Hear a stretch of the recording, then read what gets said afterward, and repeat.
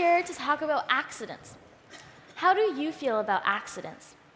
When we think about accidents, we usually consider them to be harmful, unfortunate, or even dangerous. And they certainly can be, but are they always that bad? The discovery that had led to penicillin, for example, is one of the most fortunate accidents of all time. Without biologist Alexander Fleming's moldy accident caused by a neglected workstation, we wouldn't be able to fight off so many bacterial infections. Miranda and I are here today because we'd like to share how our accidents have led to discoveries. In 2011, we visited the Vancouver Waste Transfer Station and saw an enormous pit of plastic waste. We realized that when plastics get to the dump, it's difficult to sort them because they have similar densities. And when they're mixed with organic matter and construction debris, it's truly impossible to pick them out and environmentally eliminate them. However, plastics are useful because they're durable, flexible, and can be easily molded into so many useful shapes. The downside of this convenience is that there's a high cost to this. Plastics cause serious problems such as the destruction of ecosystems, the pollution of natural resources, and the reduction of available land space. This picture you see here is the Great Pacific Gyre. When you think about plastic pollution in the marine environment, we think about the Great Pacific Gyre, which is supposed to be a floating island of plastic waste. But that's no longer an accurate depiction of plastic pollution in the marine environment. Right now, the ocean is actually a soup of plastic debris, and there's nowhere you can go in the ocean where you wouldn't be able to find plastic particles. In a plastic-dependent society, cutting down production is a good goal, but it's not enough. And what about the waste that's already been produced? Plastics take hundreds to thousands of years to biodegrade. So we thought, you know what? Instead of waiting for that garbage to sit there and pile up, let's find a way to break them down with bacteria. Sounds cool, right? Thank you. But we had a problem. You see, plastics have very complex structures and are difficult to biodegrade. Anyhow, we were curious and hopeful and still wanted to give it a go. With this idea in mind, Jeannie and I read through some hundreds of scientific articles on the internet, and we drafted a research proposal in the beginning of our grade 12 year. We aim to find bacteria from our local Fraser River that can degrade a harmful plasticizer called phthalates. Phthalates are additives used in everyday plastic products to increase their flexibility, durability, and transparency. Although they're part of the plastic, they're not covalently bonded to the plastic backbone. As a result, they easily escape into our environment. Not only do phthalates pollute our environment, but they also pollute our bodies. To make the matter worse, phthalates are found in products to which we have a high exposure, such as babies' toys, beverage containers, cosmetics, and even food wraps. Phthalates are horrible because they're so easily taken into our bodies. They can be absorbed by skin contact, ingested, and inhaled. Every year, at least 470 million pounds of phthalates contaminate our air, water, and soil. The Environmental Protection Agency even classified this group as a top priority pollutant because it's been shown to cause cancer and birth defects by acting as a hormone disruptor. We read that each year, the Vancouver municipal government monitors phthalate concentration levels in rivers to assess their safety.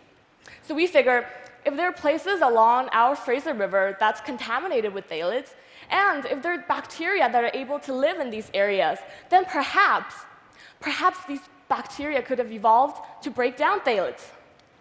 So we presented this good idea to Dr. Lindsay Eltis at the University of British Columbia, and surprisingly, he actually took us into his lab and asked his graduate students, Adam and James, to help us. Little do we know at that time that a trip to the dump and some research on the internet and plucking up the courage to act upon inspiration would take us on a life-changing journey of accidents and discoveries. The first step in our project was to collect soil samples from 3 different sites along the Fraser River. Out of thousands of bacteria, we wanted to find ones that could break down phthalates. So we enriched our cultures with phthalate as the only carbon source. This implied that if anything grew in our cultures, then they must be able to live off of phthalates. Everything went well from there, and we became amazing scientists. Jeannie. I'm just joking. Well, it was partially my fault. You see, I accidentally cracked the flask that had contained our third enrichment culture, and as a result, we had to wipe down the incubator room with bleach and ethanol twice. And this is only one of the examples of the many accidents that happened during our experimentation. But this mistake turned out to be rather serendipitous. We noticed that the unharmed cultures came from places of opposite contamination levels. So this mistake actually led us to think that perhaps we can compare the different degradative potentials of bacteria from sites of opposite contamination levels. Now that we grew the bacteria, we wanted to isolate strains by streaking onto media plates, because we thought that'd be less accident-prone. But we were wrong again. We poked holes in our agar while streaking and contaminated some samples with fungi. As a result, we had to streak and restreak several times. Then we monitored phthalate utilization and bacterial growth and found that they shared an inverse correlation. So as bacterial populations increased, phthalate concentrations decreased. This means that our bacteria were actually living off of phthalates. So now that we found bacteria that could break down phthalates, we wonder what these bacteria were. Jeannie and I took 3 of our most efficient strains and then performed gene amplification and sequencing on them and matched our data with an online comprehensive database. We were happy to see that although our 3 strains have been previously identified bacteria, 2 of them were not previously associated with phthalate degradation. So this was actually a novel discovery. To better understand how this biodegradation works, we wanted to verify the catabolic pathways of our 3 strains. To do this, we extracted enzymes from our bacteria and reacted with an intermediate of phthalic acid. We monitored this experiment with spectrophotometry and obtained this beautiful graph. This graph shows that our bacteria really do have a genetic pathway to biodegrade phthalates. Our bacteria can transform phthalates, which is a harmful toxin, into end products such as carbon dioxide, water, and alcohol. I know some of you in the crowd are thinking, well, carbon dioxide is horrible, it's a greenhouse gas. But if our bacteria did not evolve to break down phthalates, they would have used some other kind of carbon source, and aerobic respiration would have led it to have end products such as carbon dioxide anyway. We were also interested to see that although we've obtained greater diversity of bacteria biodegraders from the bird habitat site, we obtained the most efficient degraders from the landfill site. So this fully shows that nature evolves through natural selection. So Miranda and I shared this research at the Sanofi BioGenius Challenge competition and were recognized with the greatest commercialization potential. Although we're not the first ones to find bacteria that can break down phthalates, we were the first ones to look into our local river and find a possible solution to a local problem. We have not only shown that bacteria can be the solution to plastic pollution, but also that being open to uncertain outcomes and taking risks create opportunities for unexpected discoveries. Throughout this journey, we have also discovered our passion for science and are currently continuing research on other fossil fuel chemicals in university.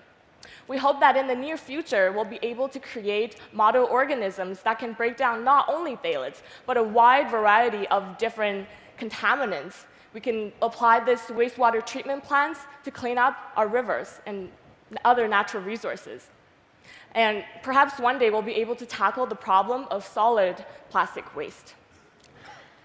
I think our journey has truly transformed our view of microorganisms, and Jeannie has shown that even mistakes can lead to discoveries.